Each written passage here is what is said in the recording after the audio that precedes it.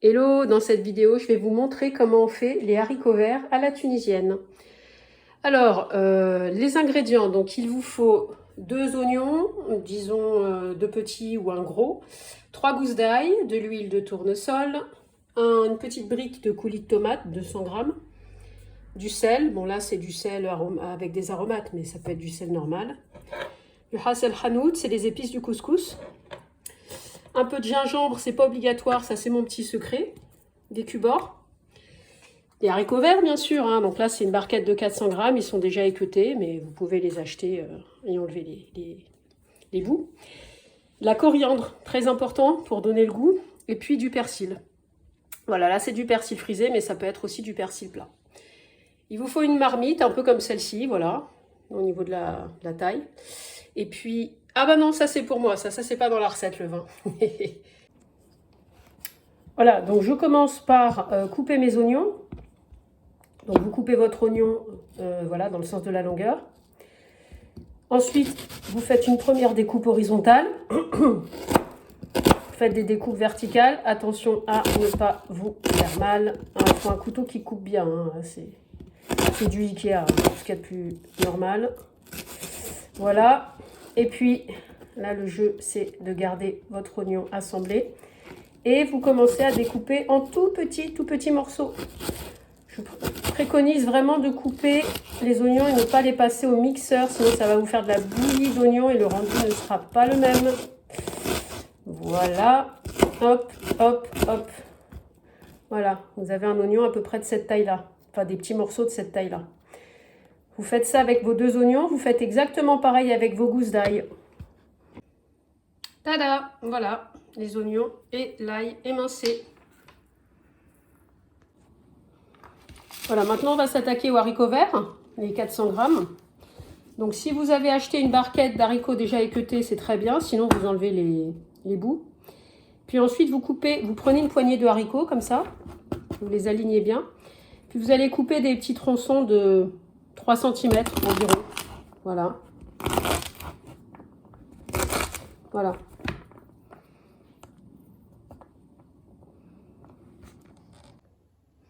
Tada! Et voilà les haricots verts. Et maintenant, on va s'occuper des herbes, donc le persil et la coriandre. Donc bah là, simplement, ce que vous faites, c'est que vous enlevez les tiges. Hein, voilà, vous coupez, gardez que les têtes. Voilà, les tiges comme ça, vous les jetez. Donc ça, c'est le persil. Voilà.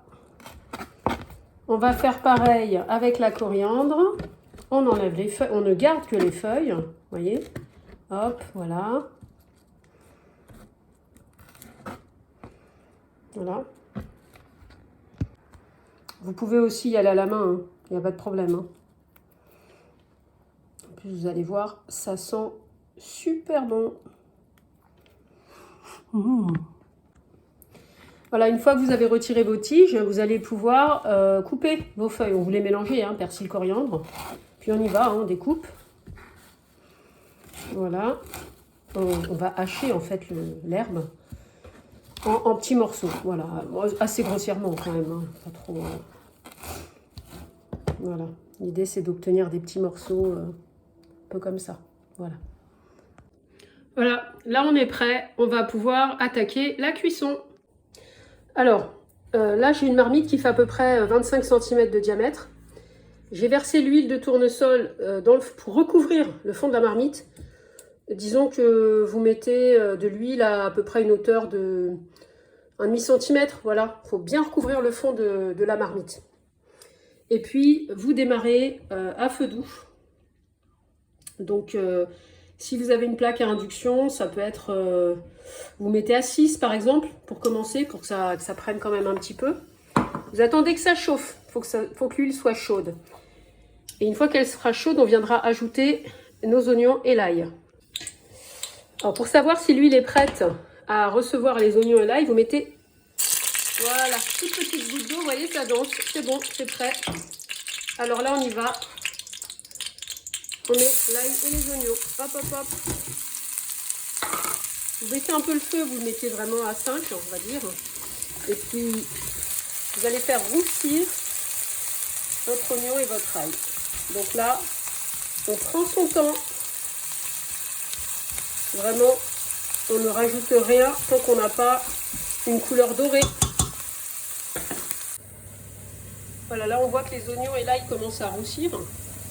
On a bien 5 à 10 minutes de cuisson pour l'oignon et l'ail. Vous pouvez mélanger un petit peu. On a encore un peu de temps là, vous voyez, c'est pas encore assez roussi. Donc là, le secret, c'est vraiment de ne pas se précipiter. Voilà, là on est pas mal au niveau de la cuisson. Chose importante que je ne vous ai pas dite, mais vraiment restez devant votre marmite quand vous faites cuire les oignons. Ça vire très très vite au brûlé. Donc je vais commencer à recouvrir avec du ras el hanout. Donc je vous montre au niveau du dosage. On va dire qu'on va recouvrir le fond de la marmite, comme ça, vous voyez. On va mettre une toute petite touche de gingembre optionnelle, seulement si vous aimez le goût du gingembre, vous voyez, j'en ai pas mis beaucoup.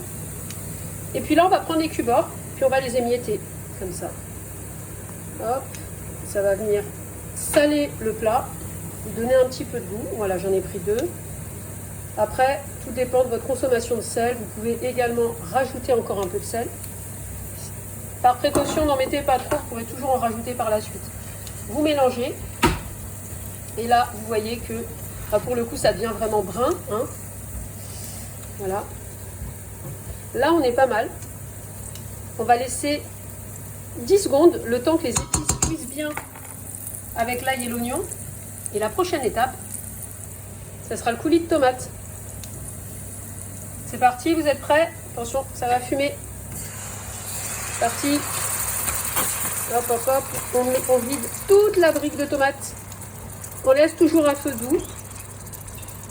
Hop, hop, hop, hop, hop. Là, ça sent très, très bon. Et on va un peu mélanger. Bon, en fait, vous avez fait une sauce tomate à l'orientale. Ça, c'est une base qui va vous servir pour faire cuire plein d'autres choses. Et notamment dans une prochaine vidéo, les épinards au pois chiche. Ce sera toujours la même base. Voilà, laissez mijoter un tout petit peu le coulis de tomate avec le reste de la préparation. Voilà, on ne laisse pas trop longtemps. Vous voyez là, on a l'huile qui commence à remonter à la surface. Ça veut dire qu'on est prêt pour l'étape suivante, c'est l'ajout des haricots verts. Parti. Hop, on met tous nos haricots. On va mélanger avec la sauce tomate. Voilà. On mélange, on mélange. C'est pas fragile à ce stade, vous pouvez y aller. On rajoute nos herbes. On mélange.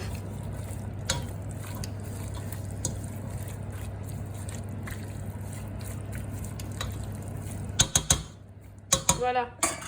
Et on recouvre. On va laisser comme ça 2 petites minutes et puis ensuite on va ajouter un tout petit peu d'eau bouillante. Surtout ne mettez pas d'eau froide dans votre marmite. Toujours de l'eau bouillante. Voilà, pour l'instant on laisse comme ça un petit peu. Je vais rajouter un peu d'eau bouillante. Vous voyez, regardez, au niveau du dosage. Voilà, hop, pas plus. Et je mélange. Pour aider la cuisson des haricots. Là, vous pouvez laisser à feu doux. Là, je suis à puissance 4, vous voyez, sur une plaque induction. Je recouvre. Et puis là, je suis tranquille pendant quelques minutes, au moins une bonne quinzaine de minutes avant de venir vérifier. Et restez jamais loin de votre marmite. Vous vérifiez régulièrement votre marmite. Et là, vous voyez, on voit que, bon, l'eau s'est un peu évaporée. C'est bien, ça cuit. Mais là, il est temps de rajouter un peu d'eau, vous voyez. Alors, on y va. Un tout petit peu, on y va petit à petit. Hop, ça suffit. Voilà. Là, on est bien. Ça doit ressembler à ça.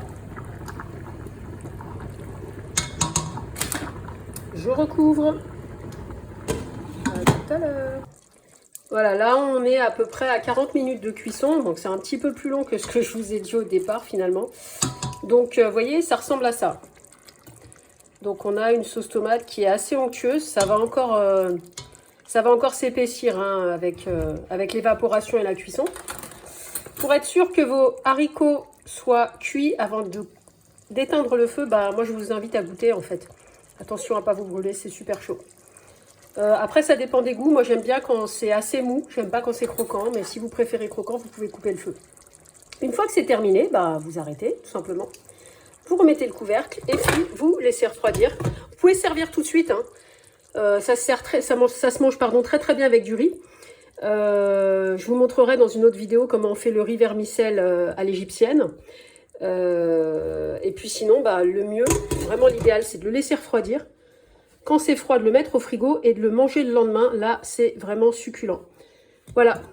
Bon appétit à tous!